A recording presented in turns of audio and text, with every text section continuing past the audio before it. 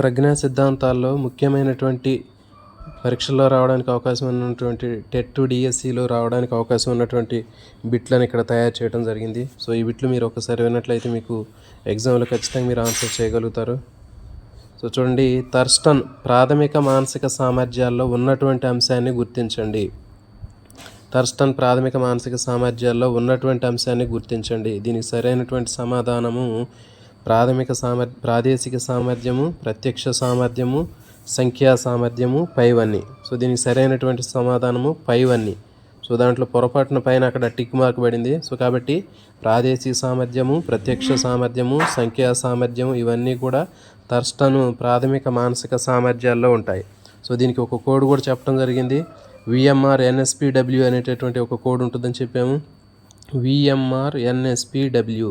So ఈ code తోటి మీరు ఈజీగా గుర్తుపెట్టుకోవచ్చు. ఈ కోడ్లో పైవన్నీ ఉంటాయి. నెక్స్ట్ క్వశ్చన్, థర్స్టన్ ప్రాథమిక మానసిక సామర్థ్యాల్లో ఉన్నటువంటి అంశాన్ని గుర్తించండి. సో మరి దీనికి ఉన్నటువంటి అంశం ఏంటి అంటే చిత్రాలు, చిహ్నాలు, ధ్వనులు, పదధారలత. మరి చిత్రాలు, చిహ్నాలు, ధ్వనులు, పదధారలతలో మనకి పదధారలత అనేది సరైనటువంటి సమాధానం. ఎందుకంటే దీంట్లో చిత్రాలు, చిహ్నాలు, ధ్వనులు అనేవి గిల్ఫోర్డ్ చెప్పినటువంటి స్వరూప సిద్ధాంతానికి సంబంధించినటువంటివి. గిల్ఫోర్డ్ చెప్పినటువంటి స్వరూప సిద్ధాంతంలో మనకి విషయాలు, ప్రచాలకాలు, ఉత్పత్తులు అనేటటువంటివి ఉన్నాయి. దాంట్లో విషయానికి సంబంధించినటువంటివి చిత్రాలు, చిహ్నాలు, ధ్వనులు.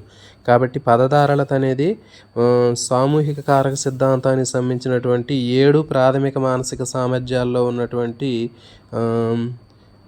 చిత్రాలు, చిహ్నాలు, ధ్వనులు అనేటటువంటివి మనకి ప్రజ్ఞాస్వరూప సిద్ధాంతంలో ఉన్నటువంటి విషయానికి సంబంధించినవి. కానీ పదధారలత అనేది సామూహిక కారక సిద్ధాంతంలో ఉన్న 7 ప్రాథమిక మానసిక సామర్థ్యాల్లో పదధారలత అనేది ఒకటి. నెక్స్ట్ క్వశ్చన్, థర్స్టన్ ప్రాథమిక మానసిక సామర్థ్యాల్లో లేనటువంటి సామర్థ్యాన్ని గుర్తించండి. లేనటువంటి సామర్థ్యం ఏంటి? శాబ్దిక సామర్థ్యము, స్మృతి సామర్థ్యము, సంఖ్యా సామర్థ్యము, చిహ్నాల సామర్థ్యము. ఓకే, మరి దీంట్లో శాబ్దిక సామర్థ్యము, స్మృతి సామర్థ్యము, సంఖ్యా సామర్థ్యం అనేది థర్స్టన్ చెప్పినటువంటి ప్రాథమిక మానసిక సామర్థ్యాల్లో ఉన్నటువంటి అంశాలు. మరి చిహ్నాల సామర్థ్యం అనేది దీనిలో ఇతను చెప్పినటువంటి దాంట్లో లేదు. కాబట్టి సరైనటువంటి సమాధానము చిహ్నాల సామర్థ్యం.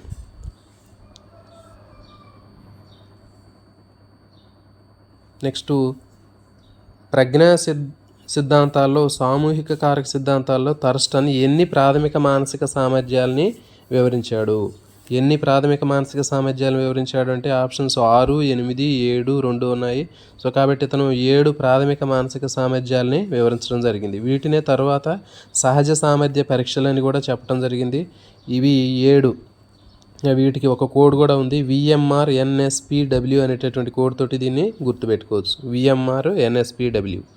Verbal ability, memory ability, reasoning, numerical ability, spatial ability, perceptual ability, word fluency. శాబ్దిక సామర్థ్యము, స్మృతి సామర్థ్యము, తార్కిక సామర్థ్యము, సంఖ్యా సామర్థ్యము, ప్రాదేశిక సామర్థ్యము, ప్రత్యక్ష సామర్థ్యము, పదధారలత. ఇవి 7 ప్రాథమిక మానసిక సామర్థ్యాలు, ప్రైమరీ మెంటల్ ఎబిలిటీస్ అని వీటిని చెప్తారు.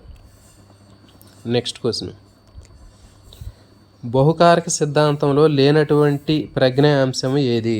బహుకారక సిద్ధాంతంలో లేనటువంటి అంశాన్ని గుర్తించండి అని చెప్పడం జరిగింది. మరి లేనటువంటి అంశం ఏంటి అంటే దీంట్లో వ్యాప్తి, వైశాల్యము, అంకగణితము, అంతస్తు. సో ఇవి దీంట్లో మనకు ఉండేటటువంటి అంశాలు తీసుకున్నట్లయితే వీటిలో అంకగణితం అనేటటువంటిది దీంట్లో లేదు. కానీ దీంట్లో ఉన్నటువంటి వ్యాప్తి, వైశాల్యము, అంతస్తు. సో ఇవి 3 దాంట్లో మనకు కనిపించేటటువంటి అంశాలు. నెక్స్ట్ క్వశ్చన్, సిఏవిడి ప్రజ్ఞా పరీక్షను రూపొందించినటువంటి శాస్త్రవేత్త ఎవరు? సిఏవిడి ప్రజ్ఞా పరీక్షను రూపొందించినటువంటి శాస్త్రవేత్త స్పియర్మెన్, పియర్సన్, థారండైక్. ఓకే, తర్వాత ఎబ్బింగ్హాస్. దీనికి సరైనటువంటి సమాధానము థారండైక్.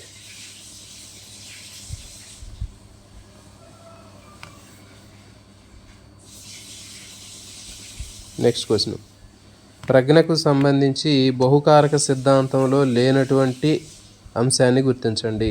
బహుకారక సిద్ధాంతంలో లేనటువంటి అంశాన్ని తీసుకున్నట్లయితే దీంట్లో వ్యాప్తి, వైశాల్యము, అంతస్తు. సో ఇవి మూడు మనకి బహుకారక సిద్ధాంతంలో ఉంటాయి. లేనటువంటిది శబ్దాలు. Next G+S1, G+S2, G+S3, G+S4 ప్రజ్ఞా సిద్ధాంతాల్లో ఇది ఏ సిద్ధాంతానికి చెందినది? సో దీనికి సరైనటువంటి సమాధానము మనకి ద్వికారక సిద్ధాంతం. చెప్పాం కదా మరి. ద్వికారక సిద్ధాంతంలో ప్రతి ఒక్క వ్యక్తి యొక్క ప్రజ్ఞ అనేది 2 రకాలైనటువంటి కారకాల మీద ఆధారపడి ఉంటుందని చెప్పాము. అది సాధారణ కారకము, ప్రత్యేక కారకం. సాధారణ కారకాన్ని Gతో చూపిస్తారు.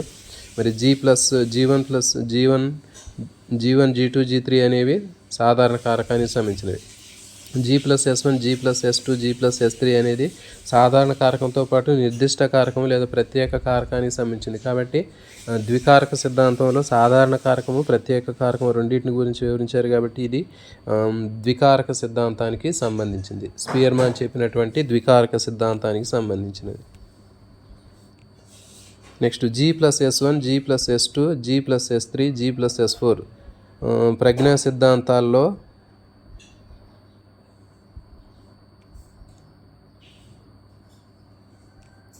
ఇది ఆల్రెడీ బిట్ చెప్పాము. Next G1 + G2 + G3 = G.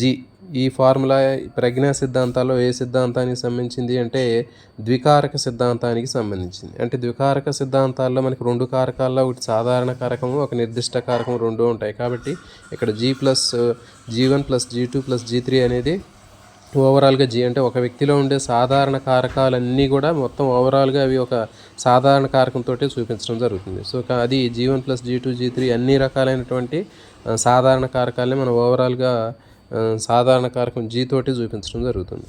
So ఇది ద్వికారక సిద్ధాంతం.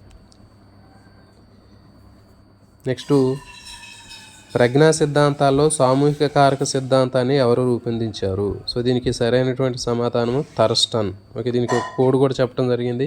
మరి దీనికి కోడ్ ఏంటి అంటే చెప్పాము మనం. సామూహిక అంటే ఏంటి? సముదాయం, జనం అని చెప్పాము. సమూహం. మరి శాస్త్రవేత్త ఎవరంటే థర్స్టన్లో స్టోన్ అనేటటువంటి పదం ఉంది. జనం మీదకి అతను రాయి విసిరాడు. సో కాబట్టి ఈజీగా మనం ఈ కోడ్ని గుర్తుపెట్టుకోవచ్చు. నెక్స్ట్ ప్రజ్ఞా సిద్ధాంతాల్లో బహుకారక సిద్ధాంతాన్ని రూపొందించింది ఎవరు? ఓకే, దీన్ని సరైన సమాధానం థారండైక్. దీన్ని ఎట్లా గుర్తుపెట్టుకోవాలంటే బహుకారకం అనేటటువంటి పదంలో బహుకర్రీ అనేటటువంటి పదానిగా గుర్తుపెట్టుకోండి. అంటే ఏంటి? బాగా నలుపు. మరి తారు అనేటటువంటిది బాగా నలుపుగా ఉంటుంది కాబట్టి థారండైక్ సరైన సమాధానం. నెక్స్ట్ రాజుకి గణితంలో ప్రజ్ఞ ఉన్నట్లయితే సైన్స్లోను, బొమ్మలు వేయడంలోను, చిత్రలేఖనంలోను ప్రావీణ్యం ఉంటుంది అని చెప్పిన ప్రజ్ఞా సిద్ధాంతం ఏది?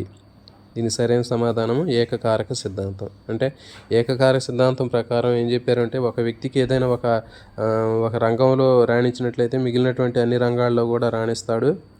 దానికి కారణం ఏంటంటే ఆ వ్యక్తిలో ఉన్నటువంటి ఒక కారకం అన్ని రకాలైనటువంటి అంశాల్లోనూ ఉపయోగపడుతుందని చెప్పారు. కానీ ఈ సిద్ధాంతాన్ని అంగీకరించలేదు. ప్రజ్ఞా సిద్ధాంతాల్లో ద్వికారక సిద్ధాంతాన్ని రూపొందించింది ఎవరు? స్పియర్మాన్. సో దీనికి కోడ్ కూడా చెప్పాము మనం. స్పియర్మాన్లో స్పేర్ అనే పదాన్ని గుర్తుపెట్టుకోండి. స్పేర్ అంటే ఏంటి? 2. కాబట్టి మరి ద్వికారక సిద్ధాంతంలో ద్వి అనేది కూడా ఉంది. నెక్స్ట్ ఏకారక సిద్ధాంతంతో సంబంధం లేనటువంటి శాస్త్రవేత్త ఎవరు? ప్రజ్ఞా సిద్ధాంతాల్లో ఏకకారక సిద్ధాంతంతో సంబంధం లేనటువంటి వాళ్ళు ఎవరు అంటే సరైన సమాధానం స్పియర్మాన్. ఓకే, దీంట్లో ఏకకారక సిద్ధాంతాల్లో ఉన్నటువంటి వ్యక్తులు ఎబ్బింగ్హాస్, బినే, టర్మన్, స్టెర్న్. ఓకే, అయితే దీంట్లో బినే ఈ ఏకకారక సిద్ధాంతాన్ని రూపొందించడం జరిగింది. నెక్స్ట్ ఎబ్బింగ్హాస్, టర్మన్, స్టెర్న్ వీళ్ళు అభివృద్ధి చేశారు. Next question. ప్రజ్ఞా సిద్ధాంతాల్లో ఏకకారక సిద్ధాంతాన్ని రూపొందించింది ఎవరు? బినే. సో బినే రూపొందించాడు, తర్వాత వీళ్ళు అభివృద్ధి చేశారు. కాబట్టి బినే సరైన సమాధానం. బినే ఏకారక సిద్ధాంతాన్ని రూపొందిస్తే వాళ్ళు పటిష్టపరచడం జరిగింది. Stern, Terman, ఎబ్బింగ్హాస్లు.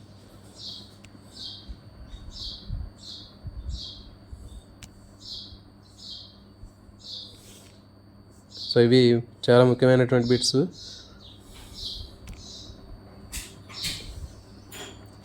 సో ఇలాంటి వీడియోల కోసం ఛానల్ని ఇప్పుడే సబ్స్క్రైబ్ చేయండి, వీడియోని లైక్ చేయండి, షేర్ చేయండి, కామెంట్ చేయండి.